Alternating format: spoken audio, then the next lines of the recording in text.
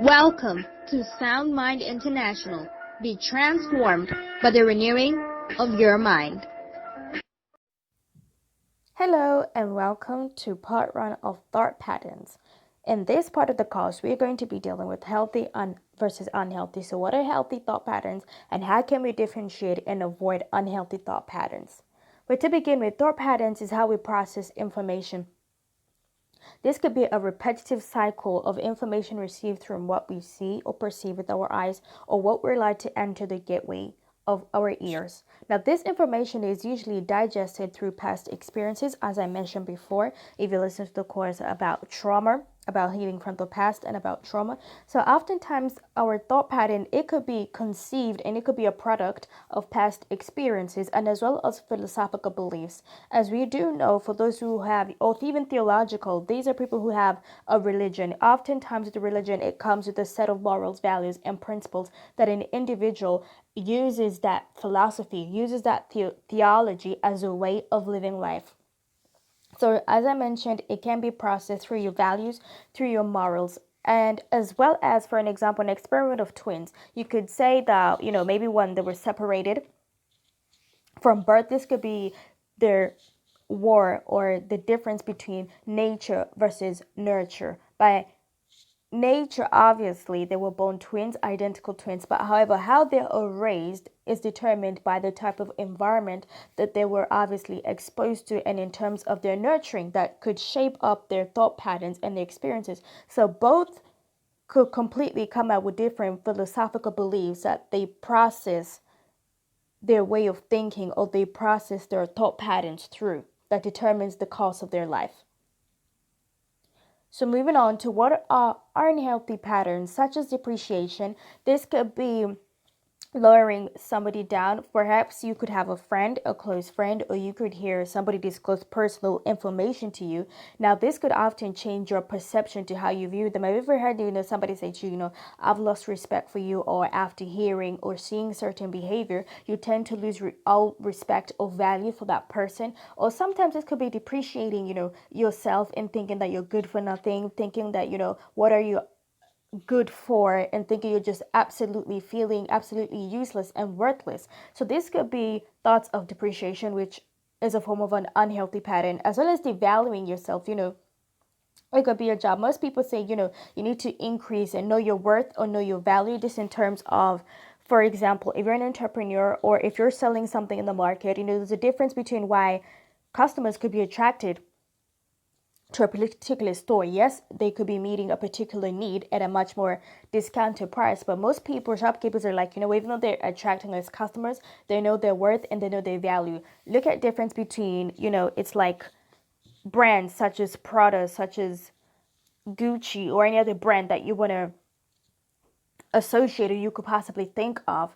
They wouldn't, and most brands actually, they would rather, if they don't sell their items, they hardly put their sales items on sale. They would rather dispose of it because they don't want certain types of working class or certain types of people buying or associating themselves with that brand. That's because, they know their worth, they know their value.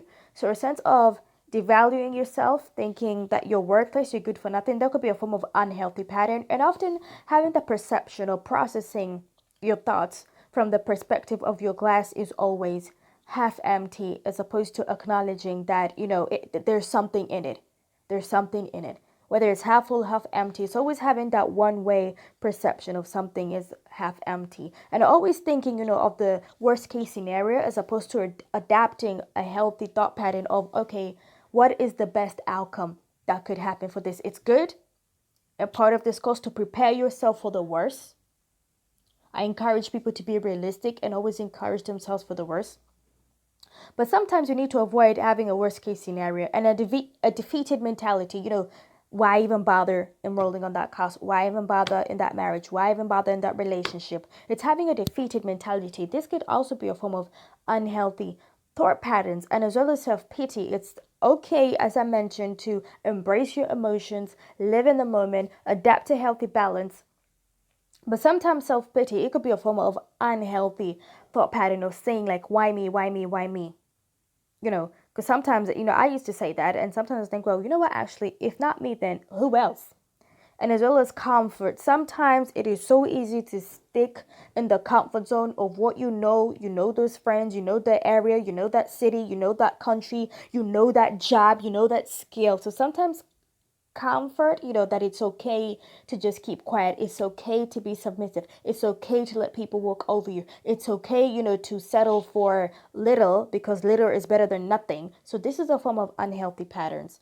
And we can change this as part of this course and take control of depression and the circumstances in your life by adapting a conqueror mentality, by adapting an overcomer mentality, by adapting an educational mentality and be like, you know what? Okay, that marriage, that relationship, that course, or that business, or that project failed, but this is what I learned from it. This is the experience that I am taking from it so that at least next time I know what not to do, and next time I know how better I can do to improve.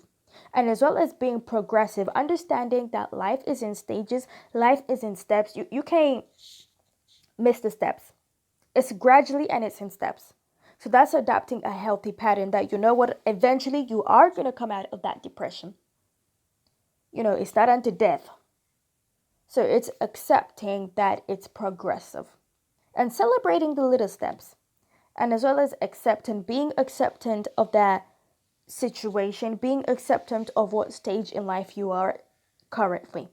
And being realistic, as I mentioned, you don't want to look at the glass half empty as if nothing's there. It's acknowledging that what is there and also acknowledging what can be done about it.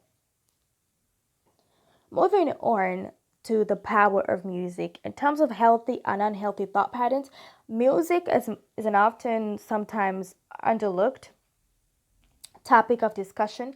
As we know, sometimes, you could be feeling sad or happy, but once you listen to that music, once you listen to that tone or that beat or that instrumental, it just ignites this emotion either of positivity and optimisticness, or it could just totally, suppress down your mood. And oftentimes, depending on what mood we're in, we often listen or play songs that, that sort of encourage us to be or support whatever mood that we're feeling or embracing at that particular moment. So sometimes, the issue with this is it depends what type of music you're listening to. As we mentioned about, again, healing from past and depression. As we know, sometimes you need to protect your environment. If you recap and go and play back, go and recap and replay that course, we talked about protecting your environment. So sometimes you need to discern. You either need the gift of discernment or you need to discern what type of energy this music is being transferred into your ears, which is eventually going to get downloaded into your subconscious part of your mind, which is your heart.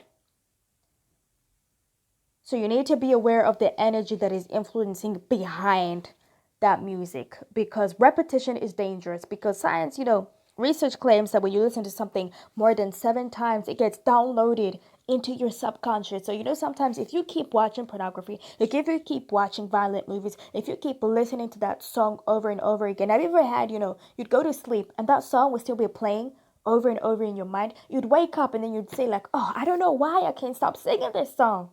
It's stuck in your mind. So you need to be careful, what type of music you're listening to, the energy that is influencing behind it. So you need to protect, the gateway of your ears, because this could influence on your thought pattern. Because each time, for example, you feel low, you feel depressed, you feel like putting on, the blues or sad and depressive songs, that is gonna, suppress you down further and further influence, your thought process and your way of thinking. So my part of this course, it would be what worked for me, as I'm speaking from experience. It might not work for you, as I keep telling you. As I say to everybody, one size does not fit all. Is to protect the gateway of your ears, because you continually become what you listen and what you watch. So try and create a balance there.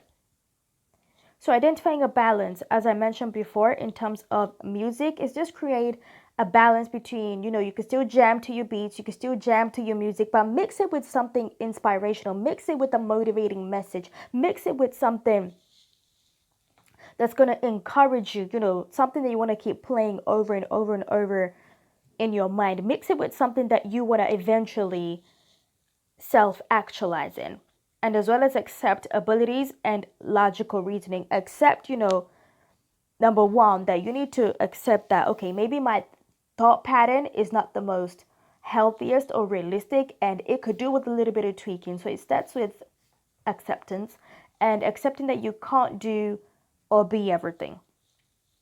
And avoiding depreciation, as I mentioned, it's progress, it's in steps. You have to appreciate every single step that you take and every single progress that you make. Avoid comfortability and accept that nothing is permanent, including the hurt or the circumstances over your life. And try something different, try a different hobby, try and step out a little bit out of your comfort zone and adapt a healthy mentality, or, not always perceiving the negativity, which I'm going to talk about in another course, but always perceiving what can be done differently and think of the best case scenario as opposed to the worst case scenario. Over to you. I want to thank you very much for listening. I know this was a short course, but try and recap back on this session and be realistic and honest with yourself. And what type of thinking pattern do you have? Is it healthy or unhealthy? And what strategies or things that you can possibly begin to put in place to tackle this? Because at the end of this course, what do you want to become? What do you want to do with your life and your future? And what thought patterns are you going to change? Thank you very much. See you over in the next part.